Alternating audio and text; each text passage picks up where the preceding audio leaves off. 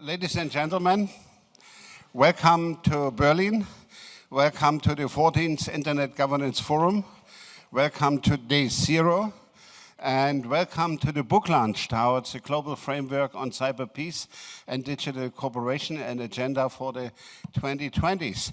You know, the idea for the book came out with a conversation only was it in July or August with Max in his office.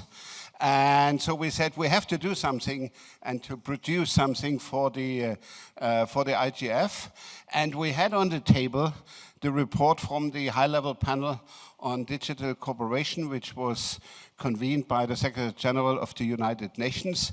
And we looked into the recommendations of the high panel and said, oh, the report of the high-level panel is not the end, it's the start of the beginning.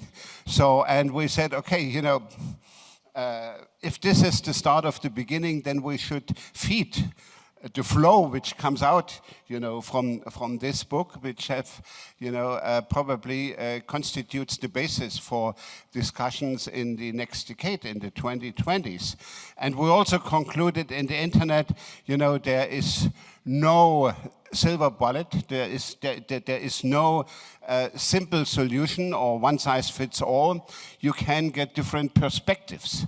And insofar our idea was, you know, to collect various perspectives into one book and to have it reflections on the issues raised by the high-level panel, you know, from different stakeholder groups and from different interest groups, security, economy, human rights, and then the stakeholders, private sector, parliamentarians, and so on. And so the outcome you see now here with this book, and we are very happy and thankful that the Secretary General of the United Nations, Guterres, wrote a preface for this book, and Vint Cerf also contributed to the book with a preface. And of course, it's absolutely impossible to do justice to the many, many contributors that made this book possible. And that really is a great representation of what the IGF, what makes the IGF so special. I mean, it is really from all over the world, all cultures, all perspectives in terms of professional backgrounds. We have philosophers, we have politicians, we have technologists in there. And, you know, surprisingly enough, I think when you look at the whole, you actually see that it together is a representation of what makes the internet and what really drives interoperability of policy, what drives interoperability between different nations. And we just put up all the names that are there. I think it's more than 60 contributors. And it's a moment to say a big, big thank you to all of you for making that contribution. Back to Wolfgang. Yeah, it's a network of opinions. We know the internet is a network of networks, and on top of this, we know it's a layered system. We have here a network of opinions, and we hope that this network of opinions will produce something in the future which will help us to manage this cyberspace, which is, in my eyes, still unknown territory. So we have moved already into the space, but we do not fully understand what's in it. And insofar, the high-level panel was very helpful, you know, to push us into the next level. And I'm also happy that Fabrizio Hochschild is here with us. He is is now nominated by the Secretary General to prepare the 75th anniversary of the United Nations in October next year. And, you know, one of the recommendations of the high-level panel is that, you know, the international community, agrees on something. And what this something could be, Fabrizio will tell us now with some words, and we hope that with this book we have an impact on what will be the outcome in October 2020. Fabrizio, thank you. Thank you very much, and it's a great pleasure to be here at what I think is going to be the largest IGF ever, if I'm not mistaken. It's a pleasure to share the podium here with Vint Cerf, who is one of our most distinguished high-level panel members, as well as Max and Wolfgang and my other co-panelists. I had the opportunity last night to peruse the book and found it tremendously inspiring and encouraging. And I think it's a huge achievement. I think it really represents the state of play of internet governance today and the diverse perspectives. And the fact that the report of the panel was taken as a baseline, I think is very, very encouraging. Reading the book, I was struck by two sort of contradictory messages. One is the sense that pervades the book of the need for greater governance, universal governance, to maintain the universal nature of the internet. But two, the huge complexity of that task. And I think the fundamental problem we face, if you'll forgive me for a huge oversimplification, is that in the development of the internet, the engineers and thinkers behind it have never been daunted by the complexity. If anything, they've risen to the challenge and they've moved forward through trial and error, and through error and trial and error. And sometimes, to quote the Facebook founder, move forward and broken things, but it's not stopped them. On the other hand, the same complexity when it comes to policymakers has basically meant they've become frozen and stuck and sort of thrown their hands up a bit in the air. And I think that attitude has led to an absence of governance. I mean, in 2014 at Net Mondial, two prominent platform founders were still referring to the internet as a totally ungoverned space, and that's only 5 years ago. And by that time, the internet had already been around for 45 years. So I think today it's different. There are multiple initiatives, but I think the multiplicity initiatives, many of which are in the annex of the book and referred to in the book, is an indication both of the desire, but also the failure to achieve something more universal. And I think many argue in the book that if we really want to maintain the internet as a free, open, and global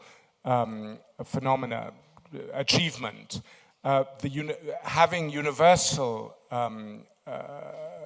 approaches to governance, even if they can have regional and national manifestations, having some basic principles adopted and pursued globally is of vital importance.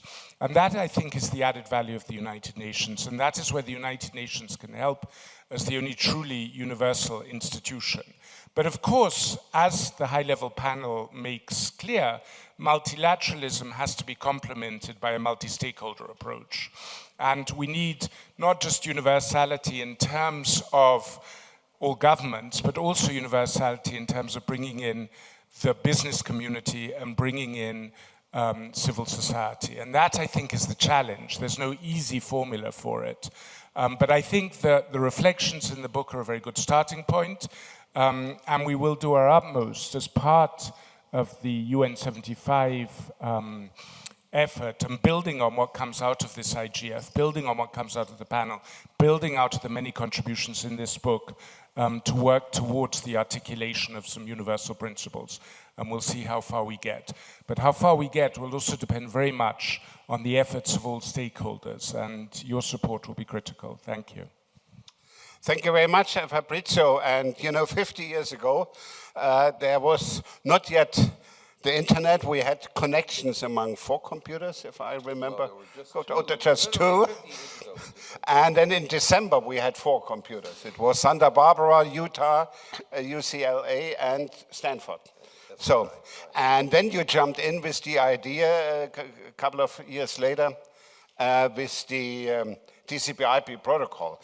And this was the starting point for the explosion.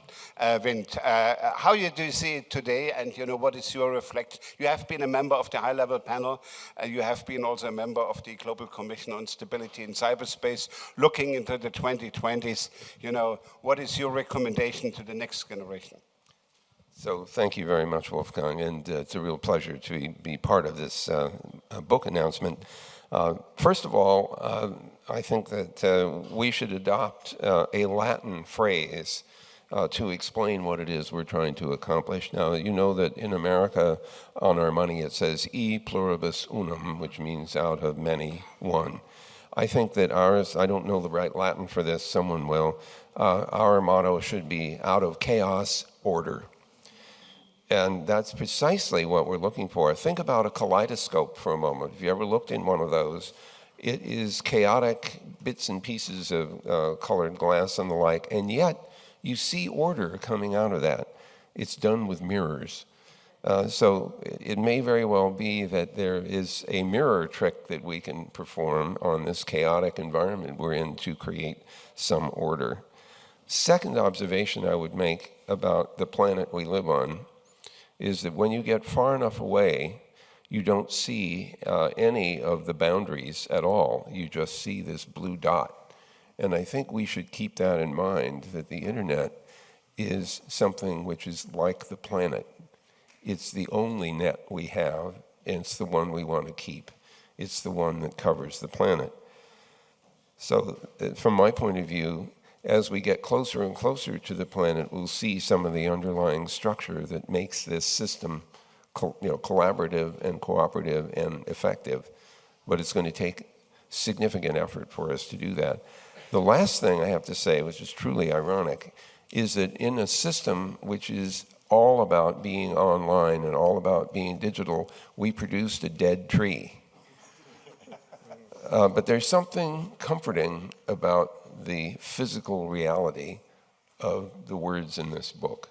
And so that's why it was important to construct it this way. Thank you so much, Wind. And indeed, the book is always also available online as a PDF, free for you to share. And we will get to some tweets from some of the contributors that were prepared already. But you're very welcome to start to tweet about the book and about the conversation that we're having at NextGenIG, as in Next Generation Internet Governance. The two comments that you just made, I cannot resist to share that there was a original internet governance definition that was really only about the technology, about the namespace, about all of that. And it was really the WSIS, the World Summit on the Information Society, where many of us actually met for the first time years and years ago, and that added the human perspective, the United Nations aspect of it. And I would say it's about the drama, really, that makes us human, that makes this internet governance so goddamn difficult.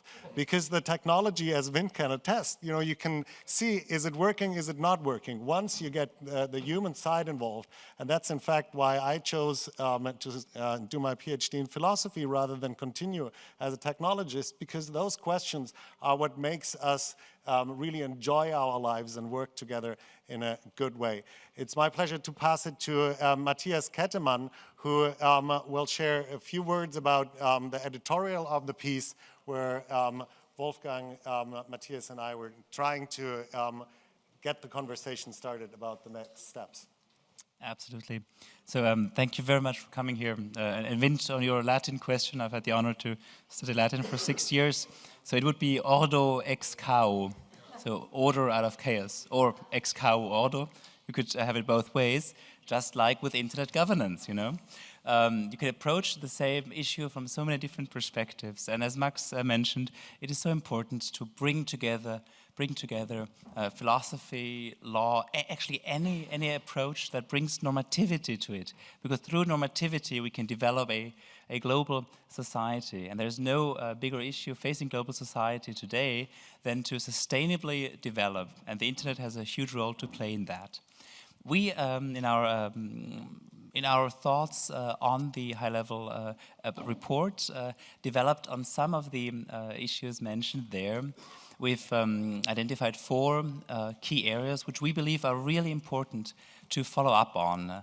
They're related to the rights and responsibilities of states and other stakeholders, the importance of sustainable digital development, with development being both a goal of the of internet governance and an important means. We also believe that we need to talk more about how to achieve and ensure cyber peace in the broadest sense. Peace as a possibility to realize your human potential in a setting free from fear. And the fourth aspect was a stronger discussion, normative discussion on AI stewardship. We have so many ethical guidelines by now. We really need to take that one step further and to follow up on the commitments which we do have. And we believe that the IGF can play an important role in this ecosystem by identifying the issues, by framing the challenges, by documenting what has been achieved, and by reporting back to the community. And this is why we're so happy to start the IGF here with this session, because we think that this can be a frame through which to see the coming days.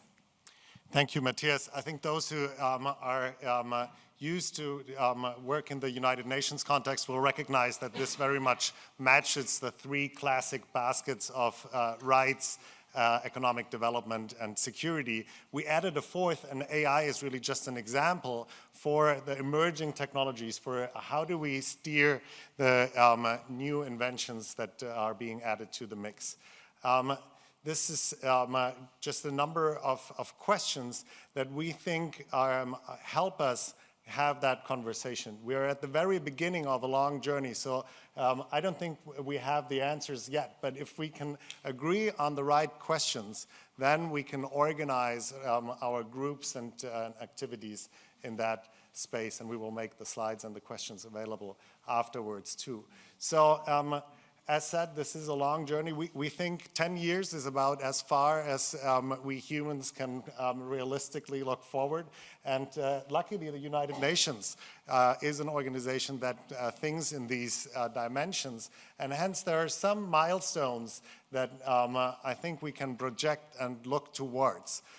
In particular, the WSIS Plus 20 event that will happen at 2025 might be an excellent moment to see how far we have gotten. Obviously, the IGF right now is an important moment to kick this conversation off. It will be, there will be a point just before the next IGF, most likely, the 75th anniversary of the United Nations that was mentioned before. I think that, again, can help set the stage for the conversations that will happen in the next 10 years. And with that, we really want to come to the contributors. And Vint has kindly prepared a tweet that, Vint, do you want to comment on it? I'll be happy to, thank you. I never pass up an open microphone. In another life, I was probably a politician.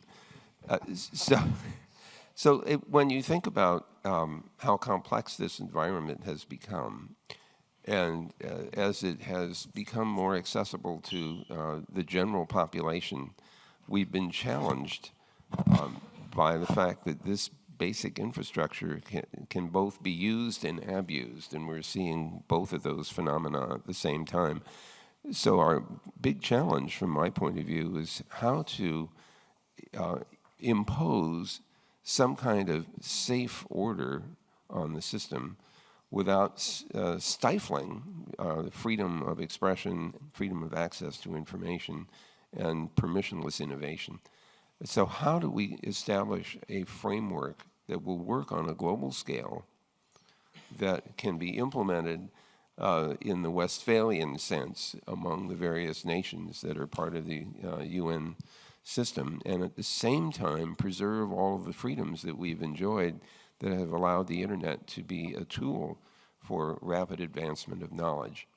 And so that's the challenge that we have, and I'm glad to know that there are some milestones between now and 2030 where we can pause and reflect on how well or how poorly we have accomplished that objective. So I am looking forward to those milestones.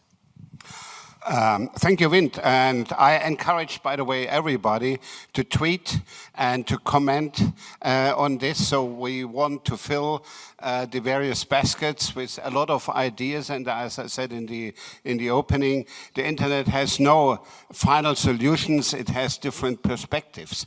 And this network of opinions will drive us forward into the year 2030. And I remember a speech by the former President Bill Clinton when he addressed an ICANN meeting in San Francisco, and he said, internet governance is like stumbling forward. So we are always doing the next stumbling step, and probably we have 10 stumbling steps until the year 2030, but here we are in the year 2019, and the next stumbling step will lead us in the year 2020. And so I think the best thing is to go through now a number of the contributors to the book, and so to get short reflections from them.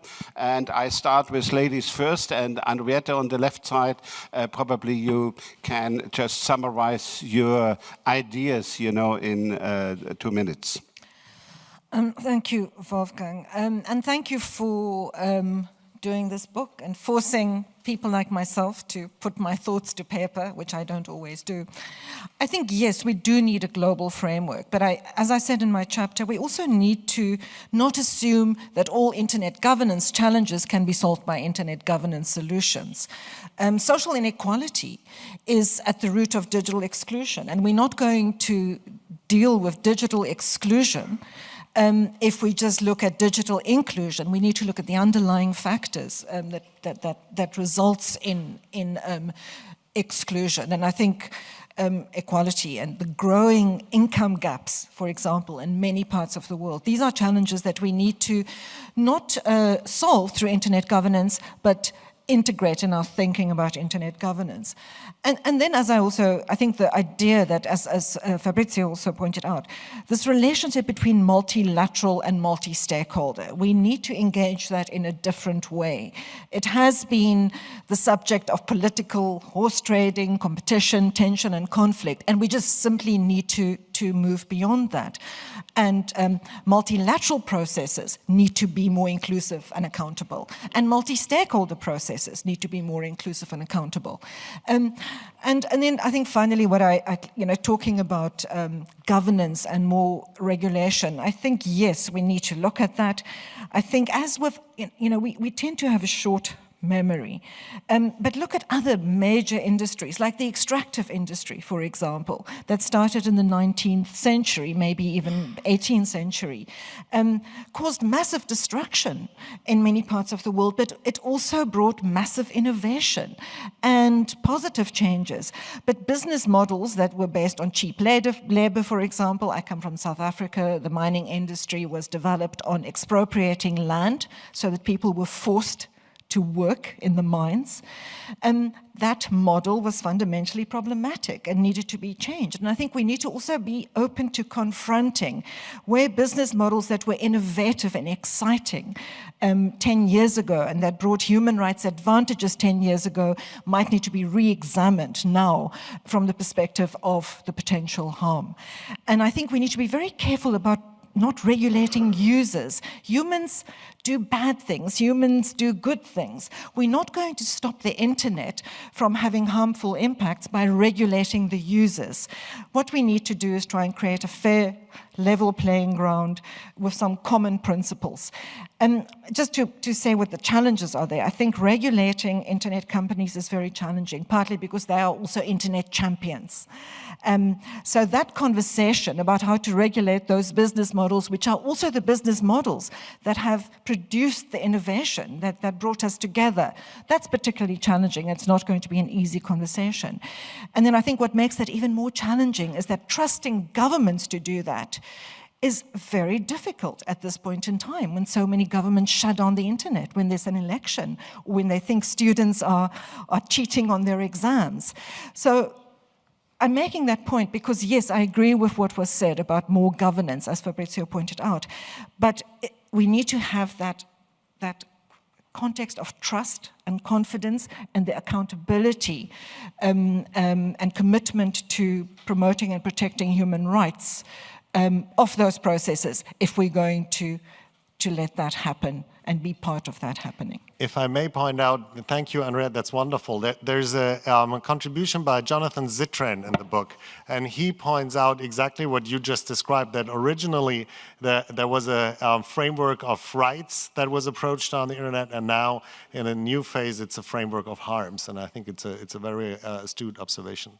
Thank you, Henriette. And I did not introduce her for people who don't know her. Normally, she doesn't need introduction, but she was the president of the Association for Progressive Communication, headquartered in South Africa, and it's one of the largest civil society organizations in the world in this field. And let's go now to Jörg Schweiger. He is the CEO of DENIC, which is the country code top-level domain for Germany.de, with 16 million registrations. And he comes from the host country. Jörg. Yeah, thank you very much, Wolfgang. Yet another panel and report. This is what I thought in the first place when I heard about the panel, and it proved me wrong. It not only proved me wrong because it gave very on-the-spot analysis of the current challenges we are facing, but also very good examples on how internet governance on and off the internet should and actually does work. More than that, they provided an approach on how internet governance regimes or processes could be shaped in the future, and how we could really achieve tangible results, like, for example, with an IGF+. But I think the most prominent thing for me, and if I would like to highlight one, then it is the proposed concept of soft governance. So given in a world where we have a global internet, where we have a lot of different jurisdictional frameworks, where a lot of cultures do exist, then soft governance, where we use standards, where we use values and principles to build on, I think that is really the way forward. And by the way, this way forward, I think the foundation to that has already been laid. It's been laid by Net Mundial. But where on Net Mundial, there has not been a follow-up on. Now, with that panel, and given the panelists and given the mandate by the UN Secretary General, this might be a very good opportunity to really make some sustainable evolvements to an open, free, single-rooted, and secure internet. Thank you, Jörg. And next is Chris Painter, who was the coordinator for cybersecurity in the US State Department. By the way, he invented this job. And, you know, this was used as a model for many, many other governments, now 50 plus or something like that. So in the last couple of years, he joined us in the Global Commission on Stability in Cyberspace, where he was a commissioner. And he's also now chair of the board of the Global Forum of Cyber Expertise in The Hague. So, Chris, thank you for your contribution to the book, and we would listen to you and some reflections about the future. Well, thank you, and it's great to be here, and great to be another IGF. Vint, when you started saying you were going to come up with a Latin phrase, I was a little worried because we only hear one Latin phrase in the U.S. right now, and I won't go into what that is. And I also appreciate that we have a paper copy of this book because my brother is a online used book dealer, and so he berates me every time I read anything digitally and says, the look and feel of a book is really important, so we have that. The point I was making in this, and the point I made in this article, in part was, look, we are the cyber internet cognoscenti in this room. We're preaching to our own choir. This is an important event when we come together. It's a bigger event every year, that's great. It's a more inclusive event every year, that's also really good. But either in the internet or the cyber community, we are somewhat of an insular group. And the worry I have is this needs to be a national and international priority. And some of the work that's been done in the UN high-level panel has helped this. When I was the first cyber diplomat in the world, and now we have 35 of them around the world, that makes it more of a policy issue. But too often, I think senior decision makers in governments don't think about this as a major policy issue. They think about a lot of other things. And this is part of the fabric of our economic growth, our national security, our human rights, our foreign policy. And it has to be treated that way and not treated as a separate technical issue, which too often it is. And the second thing is that this can't be done in these bifurcated communities. When I was at State, I was the coordinator for cyber issues, not for cybersecurity, because we were talking about human rights issues, economic issues, and security issues, and you have to look at those all together. And I think one of the challenges we have is that too often those communities go off and talk among themselves and not together. And again, I think this is an opportunity both for the UN's activities, but also for the IGF. The IGF traditionally had drawn more of the communications people, the internet, technical governance people. Increasingly, it's getting those other communities of security and other communities in, like on the stability issues that we dealt with. But we need to do that more. We need to have a more inclusive setting where we bring those security people, those ministers of foreign affairs and others, and people from those communities in, because that's the only way we're going to end up with really good solutions. Thank you so much. And of course, you said the right words. We do want to bring you in. So if anybody, especially women, want to come in and to make this a bit more diverse, it's always a challenge. Allow me some quick words about next steps, because as we said, this is the beginning. So one tiny step is that we did put all the contributions on a website on nextgenig.org, and you're more than welcome to spread that. There's our contacts on there, and we don't know exactly how to bootstrap the community, but this is exactly what we want to find out with you together. There is an intgovwiki.org where, in contrast to the official IGF website, which is of course organized by the United Nations, this wiki is really open for all of you to edit, the same as Wikipedia, so we can collaborate and discuss how to take things forwards. The book is available there as well. And then in the closing ceremony, there is an open mic. And I think this is really the moment when we should have a conversation about what is going to happen in the future. And I very much want to invite you all to use that closing ceremony as a moment to get together and think about the upcoming year. And with that, I would love to bring in the audience. I see a number of authors from the book there, and please, raise your hand and make some comments. Thanks. Interested to read the book, and it's great to see Henriette up here and so many internet luminaries. But that throwaway comment that it's hard to find women is shocking 10 years in. So I hope that we can stop saying things like that, because there are communities that have been working on this.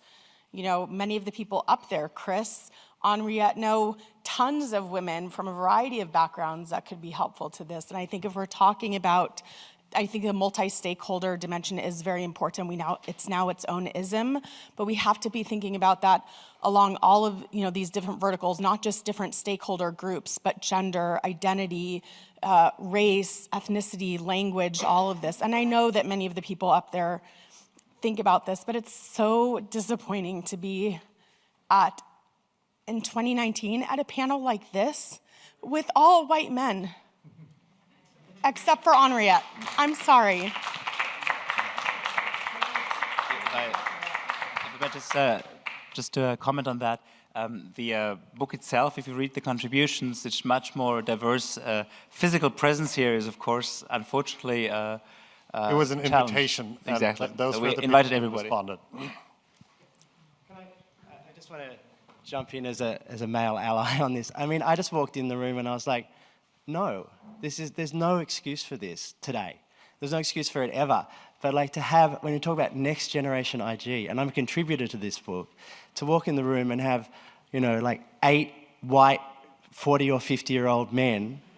You know, it's just, the irony is just astounding, and it should have been picked up. Point well taken.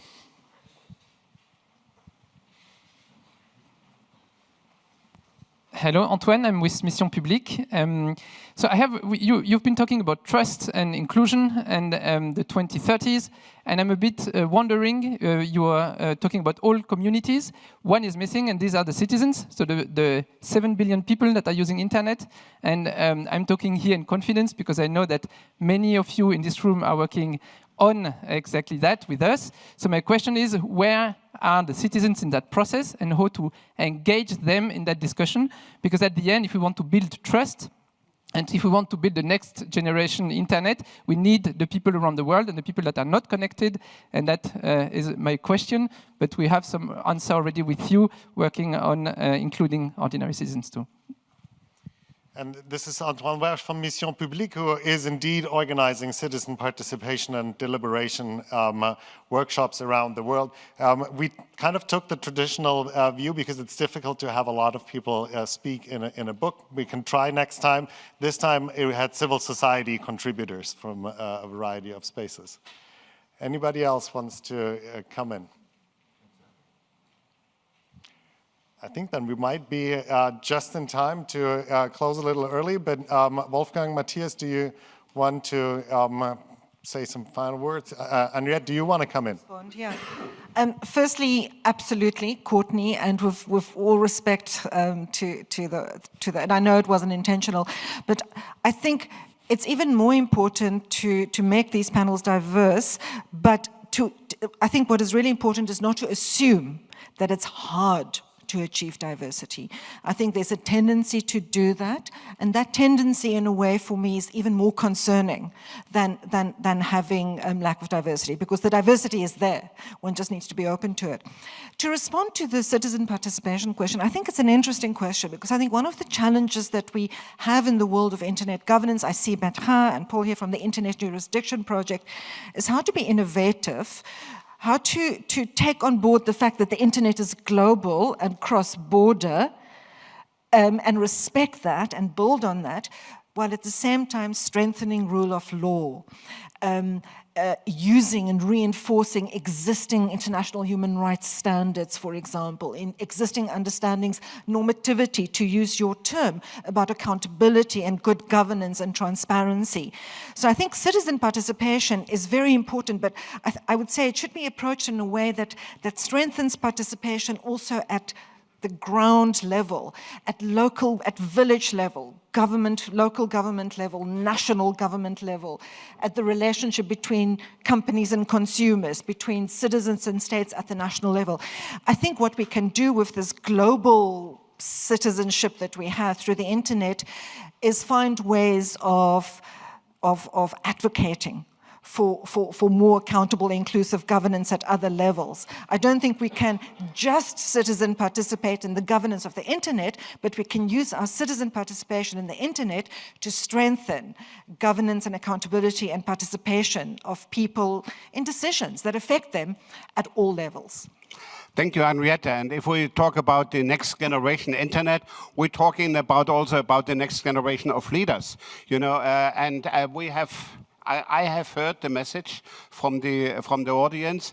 I'm organizing since 15 years a summer school on internet governance, and in the last summer school we had 60% women, and 40% from them were from Africa and Asia and Latin American countries. So this is the future. We have outlined now a 10-year plan until the year 2030, and I hope that a panel in 2025 or 2020 30 will reflect exactly what has been criticized here, that we have an unbalanced panel. So it's a permanent struggle to rebalance imbalances which emerge also in the process. So I can only invite you, in particular the women in the room and people from third world countries, to so-called underrepresented regions, to take their voice in the sessions which are ahead of us in this IGF. IGF.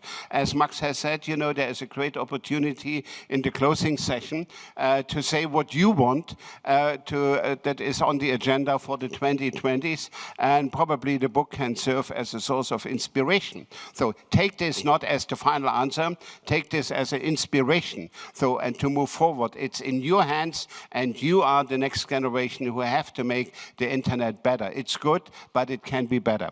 And with this, you know, I give the micro to Vint because he cannot resist any micro.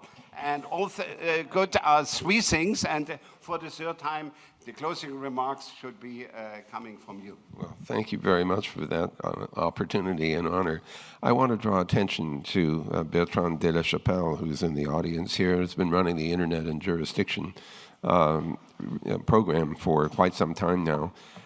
I draw that attention because when we build Internet, it's an engineering activity, and it's pretty easy to tell whether it works or it doesn't work.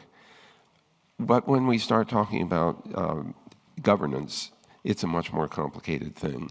And yet, in some sense, it still has to work. And so our task, I think, it's laid out in this book and in the discussions today, is to figure out how to make Internet governance work in a way that produces the outcome we want, which is an open environment in which we all benefit from the power of computing and the brains that make up the humans on this planet. And now it's really the moment to thank Wolfgang, without whom this book would have never happened. I think he wrote to more than 400 people and maintained an incredible amount of editing and an organization. Thank you, Wolfgang. You're really the man who made this happen. Thank you.